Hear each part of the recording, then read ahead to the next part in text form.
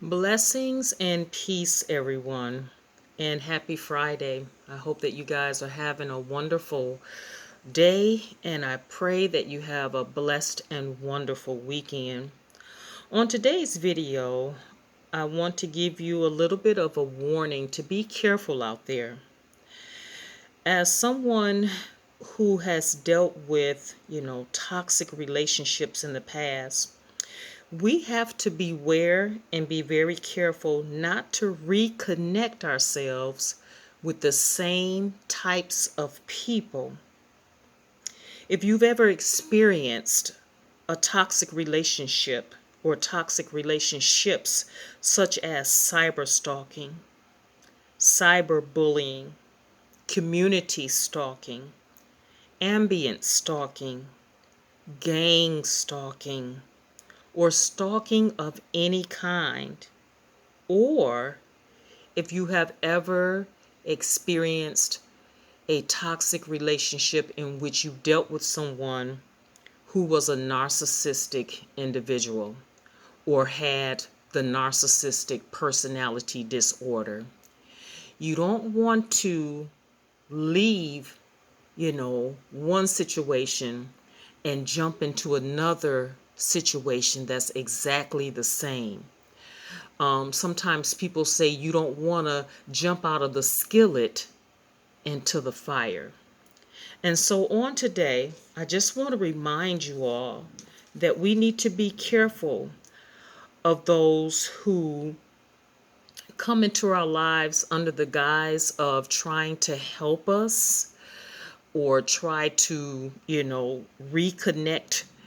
reconnect with us or pull us back into a situation just like the one we just left.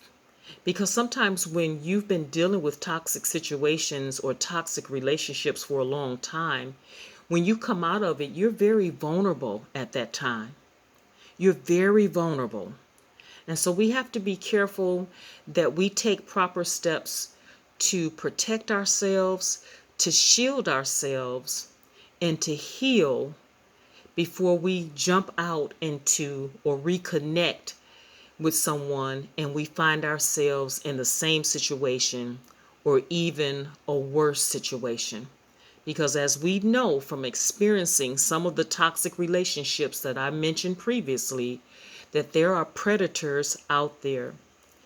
And sometimes these predators will connect to you under the guise of trying to help you, but they only come to make your situation worse. So, what do you look for, you know, if you feel that you're ready to get back out there and start connecting to others and forming some sort of relationship or friendship circles? You have to be careful, you know, of those who, and you have to, well, I want to say it like this. Let me say it this way, and I'm not going to stop this video. Even if I stumble over my words, I'm going to keep going on today. I'm not going to keep stopping it and, remixing the video. We have to be careful and watch for those who, when they reconnect to us or when they try to connect to us, that they trigger us or they re-victimize us. You know, um, Sometimes we go back out there and we find ourselves in relationships or making connections with those who don't leave us feeling very well about ourselves. They leave us feeling bad about who we are as a person, or that we should be further along in the process, or we shouldn't be watching this or listening to this, or we shouldn't be reading self-help books and, they have all the answers. This here is a form of triggering and re-victimizing you. This here is a form of provoking you into having extreme feelings of fear and anxiety. Be careful and watch for signs of people who come into your life and they try to dominate and control different aspects of your life or all aspects of your life. You see, once you come out of a toxic relationship, you're looking for independence. You're looking for autonomy. You don't want someone to come back in and you're starting to be controlled and dominated and manipulated all over again. That's not what you need at this time. So be watchful of the signs. Another sign that we need to be watchful for is someone who comes into our lives who try to guilt and shame us. You know, sometimes people will come into your life to try to guilt and shame you, or re-triangulate you, or pull you back into a mess with your former perpetrators. And narcissistic gang stalkers are very good at doing this. They will send out flying monkeys who try to befriend you, but these people are really not your friends. They're only trying to pull you back into that triangulation with your perpetrators. You know, that is their goal, to get information, intel, to really see, you know, how vulnerable you are, to really see, you know, if they can pull you back into their harem. And so be careful with that.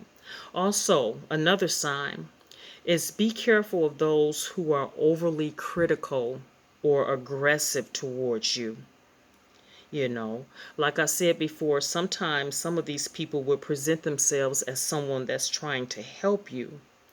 But the way that you can decipher if someone is really sent to help you or to harm you is ask yourself these two questions. Well, actually, I have three questions written down. The first question is, how do they make you feel?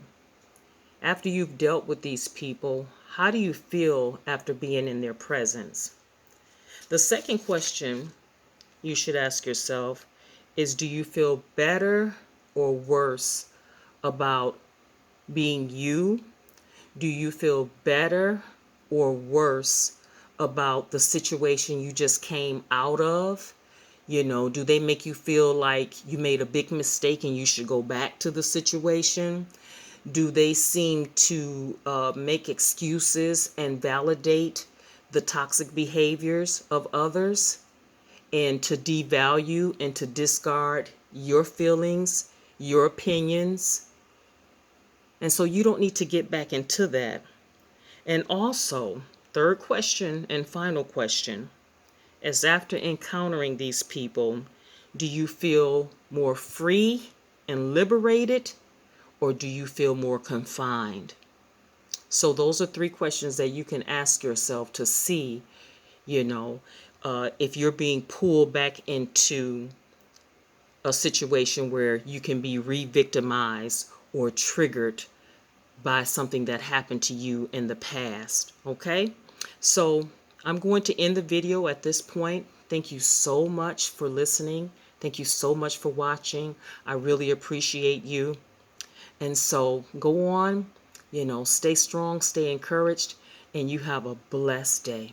I appreciate you all. Talk to you soon.